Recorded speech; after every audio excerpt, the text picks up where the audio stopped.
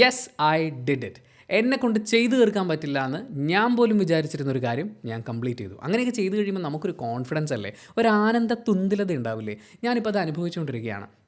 ചന്ദ്രലേഖയല്ലല്ലോ, ചന്ദ്രമുഖി 2 എന്ന് പറയുന്ന സിനിമ തിയേറ്ററിൽ പോയി കണ്ടു. ഒരു 10 മിനിറ്റ് കഴിഞ്ഞപ്പോൾ എൻ്റെ മനസ്സ് എന്നോട് പറഞ്ഞു, എൻ്റെ പൊന്നു മോനെ, നീ ഈ സിനിമ മുഴുവിപ്പിക്കാൻ പോകുന്നില്ല.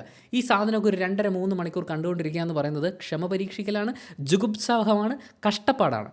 പക്ഷേ ഞാൻ എൻ്റെ മനസ്സിനെ വെല്ലുവിളിച്ചു, ഞാനിത് മുഴുവിപ്പിക്കും. ഇൻ്റർവെല്ലിനടക്കം പുറത്തിറങ്ങിയപ്പോൾ മനസ്സ് പറഞ്ഞു വേ ബുക്കോ എന്ന്. പക്ഷേ ഞാൻ പറഞ്ഞു നടക്കൂല മോനെ, ഞാനിത് തീർക്കും.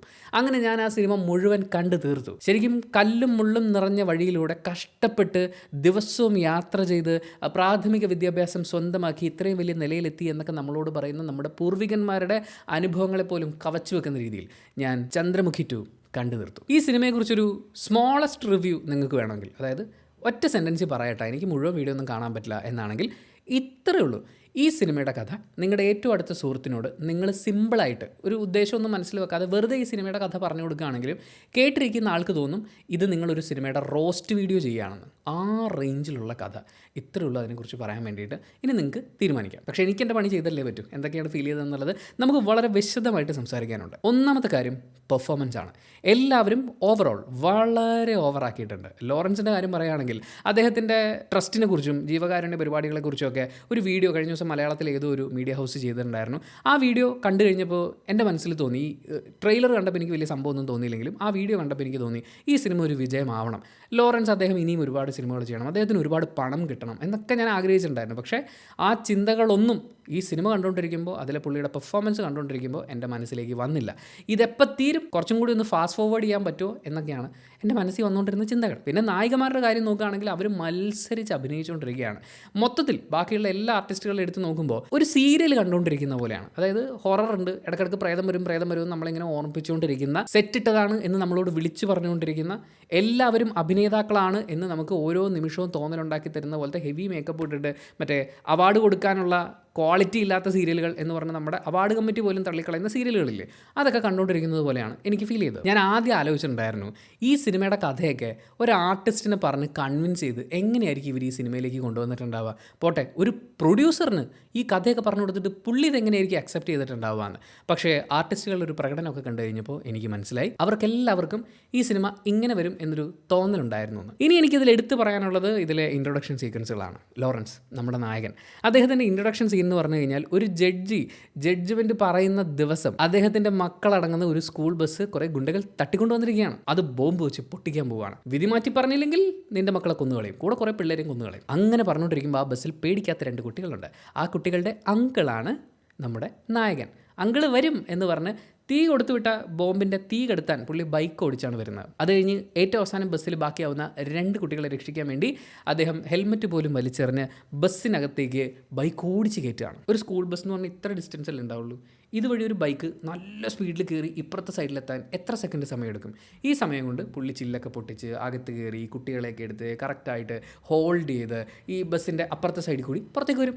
ആർക്കും ഒരു പോറൽ പോലും പറ്റില്ല. എന്നാ ഇൻട്രൊഡക്ഷൻ അറിയോ? ഇനി ഇതിനേക്കാളൊക്കെ ഏറ്റവും മികച്ച ഇൻട്രൊഡക്ഷൻ എന്ന് പറയുന്നത് നമ്മുടെ RDXലെ നായിക മഹിമ. ഈ സിനിമയിലെ നായിക കഥാപാത്രം എന്ന് നമുക്ക് വിളിക്കാവുന്ന ഒരു ക്യാരക്ടർ ചെയ്തിട്ടുണ്ട്. പുള്ളിക്കാരി ഈ അരന്മന കൊട്ടാരത്തിലാണല്ലോ പ്രേതങ്ങളൊക്കെ ഉള്ളത്. അപ്പോൾ ഈ കൊട്ടാരത്തിൻ്റെ തൊട്ടടുത്തുള്ള ഒരു പാൽക്കാരൻ്റെ മകളാണ്. ഈ വീട്ടിൽ ഈ കൊട്ടാരത്തിൽ വന്നിട്ട് പണിയൊക്കെ എടുക്കുകയൊക്കെ ചെയ്യും. അപ്പോൾ ഇവരുടെ ഇൻട്രൊഡക്ഷൻ സീനാണ്. പെട്ടെന്ന് മനോഹരമായ ഒരു പാട്ട് കേട്ട് എല്ലാ വീട്ടുകാരും ചെന്ന് മുറ്റത്തേക്ക് നോക്കുമ്പോൾ അതാ മുറ്റത്തൊരു മൈന എന്ന് പറയുന്ന പോലെ, മുറ്റം എന്നൊക്കെ പറഞ്ഞു കഴിഞ്ഞാൽ ഒരു 2 ബെൻസ് കാർ പാർക്ക് ചെയ്യാനുള്ള സ്പേസ് ഉണ്ട്. ആ സ്പേസ് മുഴുവൻ ഒരു വട്ടത്തിൽ കോലം വരച്ചിട്ടിരിക്കുക. സാധാരണ ഒരു മനുഷ്യൻ കോലമോ പൂക്കളൊക്കെ ഇടുമ്പോൾ എന്താ ചെയ്യുക? ഇതിങ്ങനെ അകത്തുനിന്ന് പുറത്തേക്ക് വരച്ചിട്ട് കളറിട്ട് വരും. അപ്പോൾ നമ്മൾ പുറത്തുനിന്ന് നോക്കുമ്പോൾ നല്ല രസം ഉണ്ടാവില്ലേ?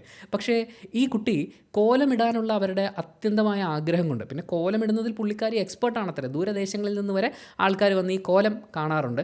എന്തായാലും കോലം പുള്ളി ഇട്ടത് പുറത്തുനിന്ന് അകത്തേക്കാണ്. ഇട്ടിട്ട് വന്ന് കോലം ഫുള്ളായി കഴിഞ്ഞപ്പോൾ പുള്ളിക്കാരിക്ക് പുറത്തിറങ്ങാൻ പറ്റില്ല. കാരണം പുള്ളിക്കാരി ഈ കോലത്തിൻ്റെ ഒത്ത നടുക്കാണ്. ഇടാനുള്ള ആവേശത്തിൽ ഇട്ടിട്ട് വന്നപ്പോൾ ഞാൻ നടുക്കായിപ്പോയി എന്നാണ് പുള്ളിക്കാരി പറയുന്നത്. പിന്നെ പുള്ളിക്കാരി ആ കോലത്തിൻ്റെ നടുക്ക് നിന്ന് പുറത്തേക്ക് ഇറക്കുക എന്ന് പറയുന്നത് നമ്മുടെ നായകനാണല്ലോ ഏറ്റെടുക്കുക.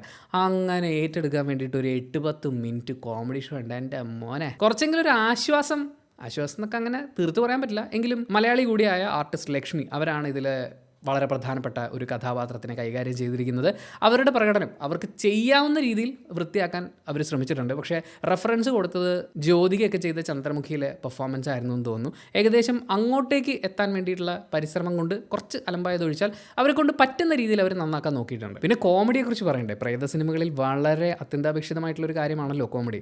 ലോറൻസ്, വടിവേലു തുടങ്ങിയവരുടെ ഒരുമിച്ചുള്ള കുറേ കോമഡി രംഗങ്ങളുണ്ട്. അതൊക്കെ നമ്മൾ ഫ്രെയിം ചെയ്ത് വെക്കണം. എന്നിട്ട് ആ ഫ്രെയിം അടക്കം എടുത്ത് കൊടൈക്കനാൽ, ഊട്ടി പോലെയുള്ള ഹൈ റേഞ്ച് പ്രദേശങ്ങളിലേക്ക് യാത്രയ്ക്ക് പോകുമ്പോൾ കൊണ്ടുപോകണം.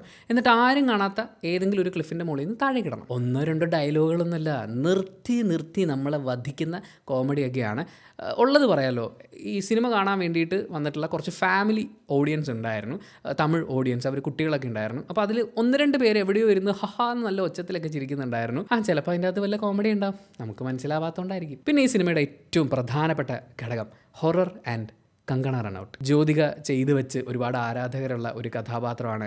അപ്പോൾ അത് നിങ്ങൾ വന്ന് ചെയ്ത് നിങ്ങളുടെ ആ ഒരു ഗ്രേസ് ഒക്കെ ആയി കഴിയുമ്പോഴേക്കും ഇത്തവണത്തെ നാഷണൽ അവാർഡ് ഉറപ്പാണ് എന്ന് പറഞ്ഞ് പ്രലോഭിപ്പിച്ച് കൊണ്ടുവന്നത് പോലെയാണ് എനിക്ക് തോന്നിയത്. ഒരുപക്ഷെ കിട്ടാൻ സാധ്യതയുണ്ട്. കിട്ടട്ടെ, നമുക്കിപ്പോൾ എന്താ. പിന്നെ ഹൊറർ. ഈ സിനിമ ശരിക്കും ഒരു ഹൊററായി മാറുന്നത്, ഒരു ഹൊറർ സബ്ജക്റ്റായി മാറുന്നത് ഇതിൻ്റെ പ്രൊഡ്യൂസറിനാണ് എന്ന് പലപ്പോഴും സിനിമ എന്നെ ഓർമ്മിച്ചുകൊണ്ടിരുന്നു. പിന്നെ കഥ എന്ന് പറഞ്ഞിട്ടുണ്ടെങ്കിലുണ്ടല്ലോ, ഇന്ന് വരെ നമ്മൾ കണ്ടിട്ടില്ലാത്ത വളരെ പ്രധാനപ്പെട്ടൊരു തീമാണ്. അതായത് പ്രേതം ഉറങ്ങിക്കിടക്കുന്ന ഒരു പടുകൂറ്റൻ ബ്ലങ്കാവുണ്ട്. ഇതിൽ ഒരു കൊട്ടാരമാണ്, അരൺമനെ. അപ്പോൾ അവിടെ നമ്മുടെ പ്രേതമുണ്ട്. പക്ഷേ പ്രേതം ഇങ്ങനെ ഒറ്റയ്ക്കിരിക്കില്ലേ, അവിടെ ഇരിക്കുമ്പോൾ പുള്ളിക്ക് എന്ത് എൻജോയ്മെൻ്റ് ആണുള്ളത്. മാത്രമല്ല, ഒരു കൊട്ടാരത്തിൽ ഒരു പ്രേതം ഉണ്ടായിരുന്നു, കുറേ വർഷമായിട്ട് വെറുതെ ഇരിക്കുകയാണ് എന്ന് പറഞ്ഞാൽ അതിനൊരു സുഖമില്ലല്ലോ. അപ്പോൾ അങ്ങോട്ടേക്ക് പുതുതായി കുറച്ച് ആളുകൾ വരണം. അവരെ പ്രേതം ഒന്ന് പേടിപ്പിക്കും, അങ്ങോട്ടും ഇങ്ങോട്ടൊക്കെ നടത്തിക്കും. അത് കഴിഞ്ഞ് അവരിൽ നിന്ന് ഓരോന്നിനെ എടുത്തിട്ട് വറുക്കും, കൊല്ലും. അങ്ങനെ കൊന്നു വരുമ്പോഴാണ് ഇവർ ഇതിൻ്റെ അകത്ത് ശരിക്കും പ്രേതം ഉണ്ടല്ലേ എന്ന് തിരിച്ചറിയുന്നത്. പിന്നെ പ്രേതത്തിൻ്റെ പ്രാചീന കഥയിലേക്കൊക്കെ പോകുന്നു. പിന്നെ പ്രേതത്തിന് എങ്ങനെയെങ്കിലും ഇവർ പൂട്ടിയിടുന്നു. ഇങ്ങനത്തെ പരിപാടികളൊക്കെയാണല്ലോ ഇതിൽ. പക്ഷേ പ്രേതം 1 2 ഉണ്ട്. ആൻഡ് ഓഫ് കോഴ്സ് ഇതിലെ മന്ത്രവാദികൾക്ക് പ്രത്യേകിച്ച് അങ്ങനെ പണിയൊന്നുമില്ല. 2 പ്രേതങ്ങളുണ്ട് എന്ന് തിരിച്ചറിയുകയും അവരെ പരസ്പരം യുദ്ധം ചെയ്യാൻ ഒരു മുറിക്കകത്താക്കുക എന്നുള്ളതുമാണ് ഇതിലെ മന്ത്രവാദികളുടെ പരിപാടി. പിന്നെ ഒരു അമ്പലമുണ്ട്, അമ്പലത്തിൽ പൂജ നടത്തണം. പിന്നെ അവിടെ ഒരു ഋഷിയെ പോലത്തെ ഒരാളുണ്ടാവും, പുള്ളി വന്ന് പേടിപ്പിക്കുന്ന കഥകളൊക്കെ പറയും.